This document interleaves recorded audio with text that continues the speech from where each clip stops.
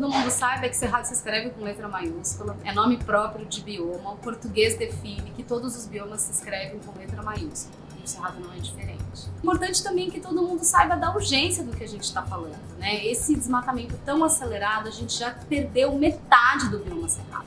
Então, metade da área coberta por essa vegetação tão rica e tão maravilhosa já foi desmatada. Então, o Cerrado está sendo colocado como um bioma de sacrifício para que a gente preserve outros biomas. E isso, em longo prazo, não se sustenta, porque um bioma não pode ser mantido sem o outro, porque tudo está integrado.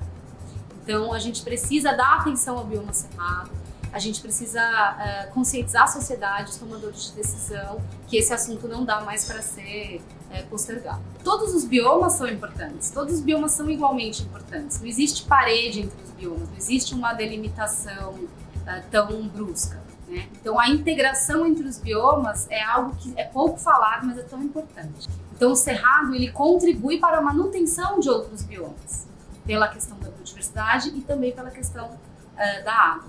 Mas, além disso, em si, o bioma Cerrado possui uma importância muito intrínseca, muito forte, que é com relação à sua biodiversidade, aos seus estoques de carbono e à água, né? Então, o Cerrado é a savana com a maior biodiversidade do planeta, detém 5% da biodiversidade global, possui mais de 10 mil espécies de planta e uma imensa diversidade de mamíferos e outras espécies animais.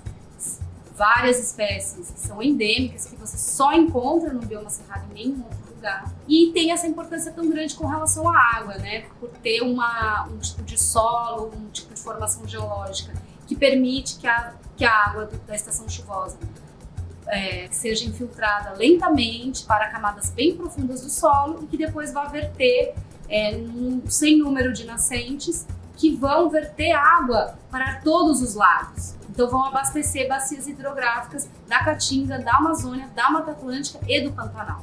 Além, claro, de prover água para o próprio bioma. E além disso, o Cerrado tem uma importância na manutenção, né, de estoques de carbono no solo, nas raízes profundas, além da biomassa da biodiversidade, e uma diversidade cultural muito importante, muito expressiva.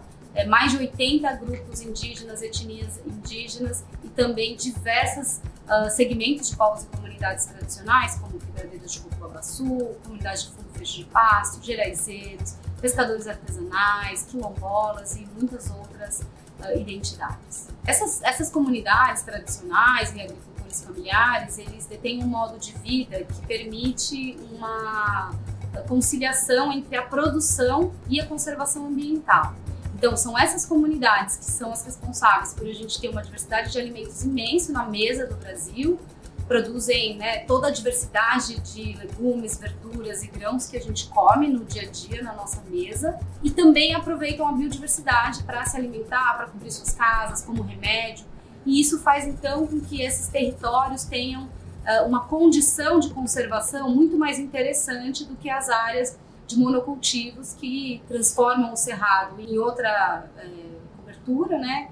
Substituem o cerrado completamente para uma espécie só, seja soja, algodão ou milho, mantém só 20% das propriedades em reservas legais. Os territórios de povos e comunidades tradicionais conservam em torno de 80% do território com cobertura vegetal nativa, porque eles aproveitam a biodiversidade nos seus ritos, nos seus meios de vida e também para geração de renda.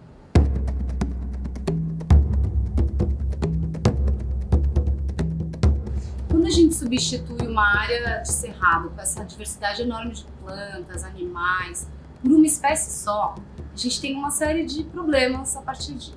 Um deles é que com os maquinários pesados a gente tem uma compactação do solo. Então, a capacidade do solo em absorver a água da chuva diminui consideravelmente. Então, aquela propriedade tão importante do cerrado, que com as raízes profundas vai absorvendo água para as camadas mais profundas, fica prejudicado e já não acontece. Então, a gente tem muito mais água sendo lixiviada, solo indo embora por meio de processos erosivos, e então os rios também assoreados, recebendo esse solo e diminuindo a capacidade dos rios de manter a água no seu leito. Além disso, há uma mudança grande da temperatura logo acima do solo, porque em uma período do ano, metade do ano, esse solo fica exposto ou com uma cobertura de matéria orgânica morta.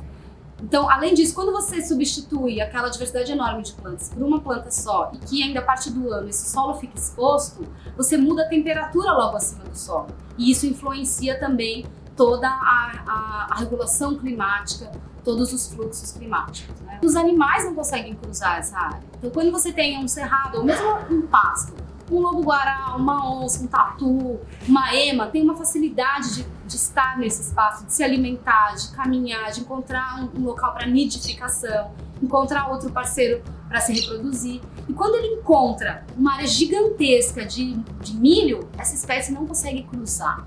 Então a gente tem uma fragmentação da biodiversidade, uma fragmentação dos fluxos genéticos de fauna e de flora. E também grande parte da expansão do agronegócio muitas vezes se dá em territórios tradicionalmente ocupados, em territórios importantes para povos e comunidades tradicionais pelo processo de grilagem de terra. Então também a gente está vendo aí a perda de direitos e a expulsão de comunidades de áreas importantes para a coleta de frutos, de plantas medicinais e para a reprodução dos seus meios de vida.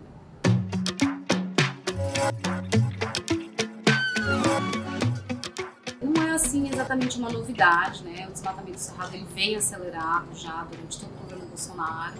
O que chamou a atenção foi esse ano de 2023 não ter reduzido e de seguir esse ritmo de aumento, né? Então, uma das hipóteses que a gente está levantando é que com o aumento do controle do desmatamento da Amazônia, parte desse desmatamento está sendo transportado para o cerrado. Além disso, a gente acha ainda que o governo não conseguiu dar a sinalização necessária para segurar esse desmatamento. Por quê? Porque grande parte, ou uma grande maior parte desse desmatamento é autorizada ou não autorizada pelos órgãos estaduais. Então o governo federal ele tem muito mais espaço para atuar no bioma Amazônia, muito mais poder de atuação do que no bioma Cerrado, que as áreas são todas privadas e que quem dá autorização são os estados. Então a gente está observando o Ministério do Meio Ambiente fazendo movimentos junto aos estados para aproximar os estados e eles poderem dar essas autorizações de supressão de vegetação com critérios mais claros e mais alinhados, mas a gente também sabe que existe muito desmatamento sem autorização nenhuma, né? Inclusive em terras que foram griladas, onde o cadastro ambiental rural ainda não foi validado. Então a gente sabe que há um nível de irregularidade muito grande no desmatamento do bioma cerrado, mesmo para as propriedades que têm autorização de supressão de vegetação. Muitas dessas autorizações são irregulares, não deveriam ter sido dadas.